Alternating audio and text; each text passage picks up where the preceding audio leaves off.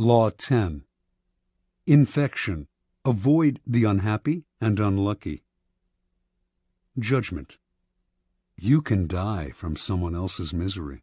Emotional states are as infectious as diseases.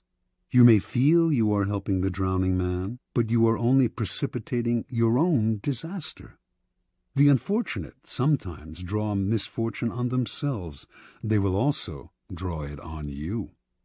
Associate with the happy and fortunate instead. Transgression of the law.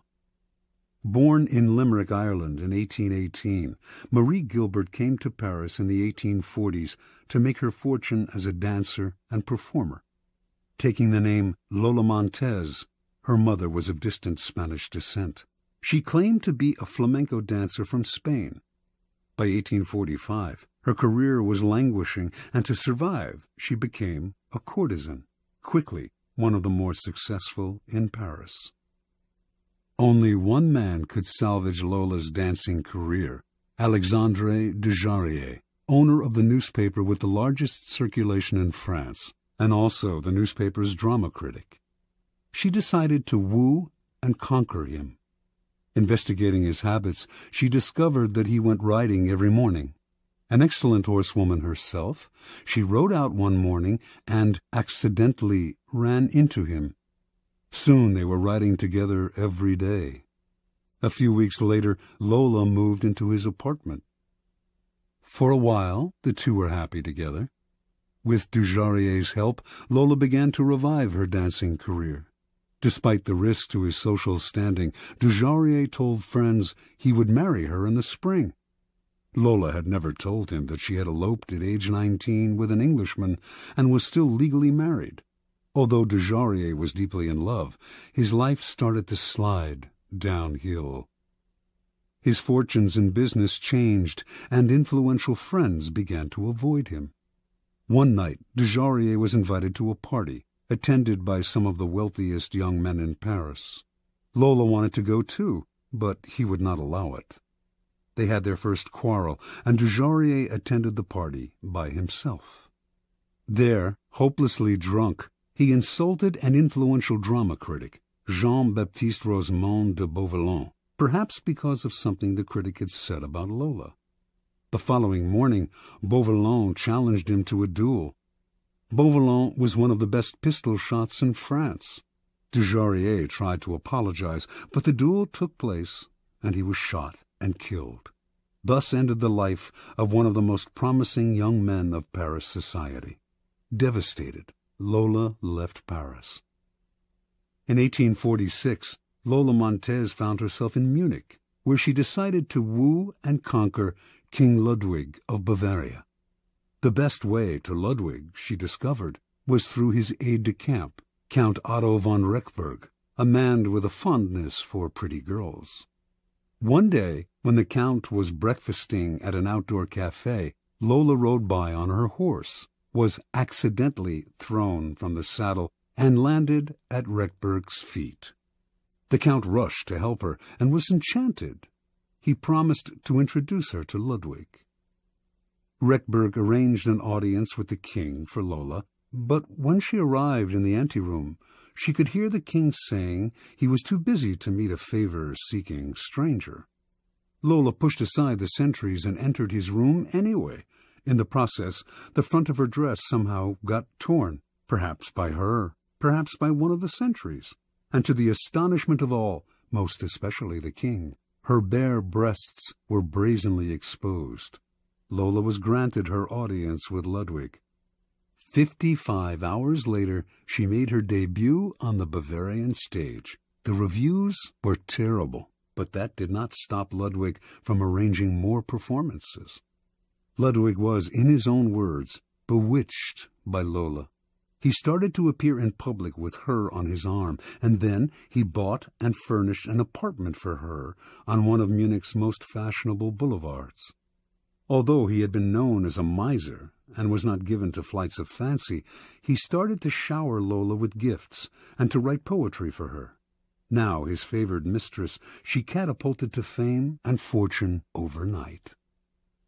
Lola began to lose her sense of proportion. One day, when she was out riding, an elderly man rode ahead of her, a bit too slowly for her liking. Unable to pass him, she began to slash him with her riding crop. On another occasion, she took her dog, unleashed, out for a stroll.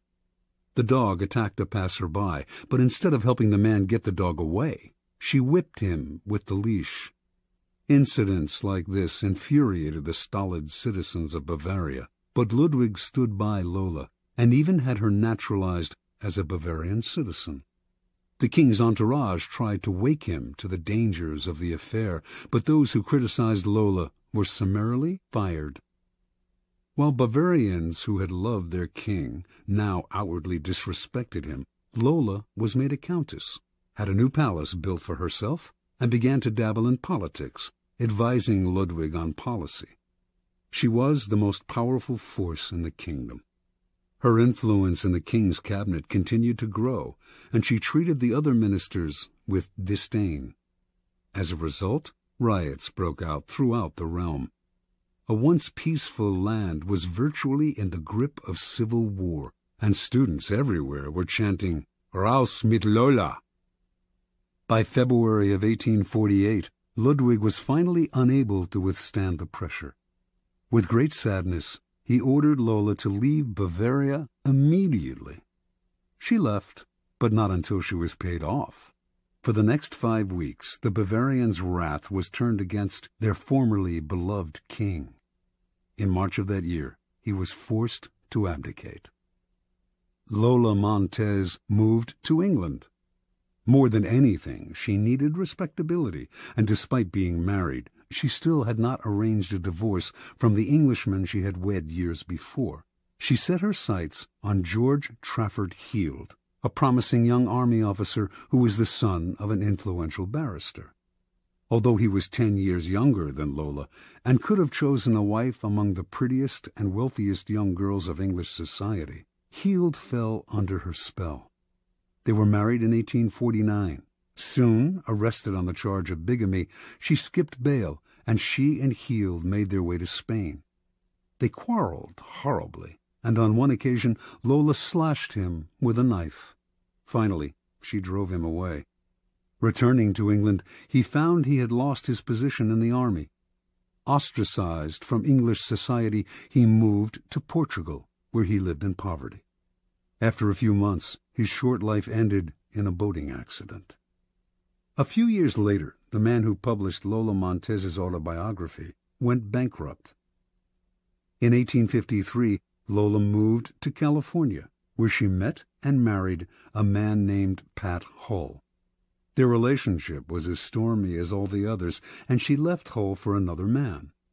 He took to drink and fell into a deep depression that lasted until he died 4 years later, still a relatively young man. At the age of 41, Lola gave away her clothes and finery and turned to God. She toured America lecturing on religious topics, dressed in white and wearing a halo-like white headgear. She died 2 years later, in 1861.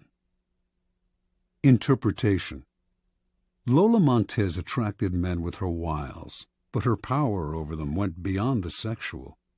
It was through the force of her character that she kept her lovers enthralled. Men were sucked into the maelstrom she churned up around her. They felt confused, upset, but the strength of the emotions she stirred also made them feel more alive. As is often the case with infection, the problems would only arise over time. Lola's inherent instability would begin to get under her lover's skin. They would find themselves drawn into her problems, but their emotional attachment to her would make them want to help her. This was the crucial point of the disease, for Lola Montez could not be helped. Her problems were too deep. Once the lover identified with them, he was lost. He would find himself embroiled in quarrels. The infection would spread to his family and friends, or, in the case of Ludwig, to an entire nation. You could spend a lifetime studying the pathology of infecting characters, but don't waste your time. Just learn the lesson. When you suspect you are in the presence of an infector, don't argue, don't try to help, don't pass the person on to your friends, or you will become enmeshed. Flee the infector's presence or suffer the consequences. Keys to power. Those misfortunates among us who have been brought down by circumstances beyond their control deserve all the help and sympathy we can give them. But there are others who are not born to misfortune or unhappiness, but who draw it upon themselves by their destructive actions and unsettling effect on others. It would be a great thing if we could raise them up, change their patterns, but more often than not, it is their patterns that end up getting inside and changing us. The incurably unhappy and unstable have a particularly strong infecting power because their characters and emotions are so intense. They often present themselves as victims, making it difficult, at first, to see their miseries as self-inflicted. Before you realize the real nature of their problems, you have been infected by them. Understand this. In the game of power, the people you associate with are critical. The risk of associating with infectors is that you will waste valuable time and energy trying to free yourself. Through a kind of guilt by association, you will also suffer in the eyes of others. Never underestimate the dangers of infection.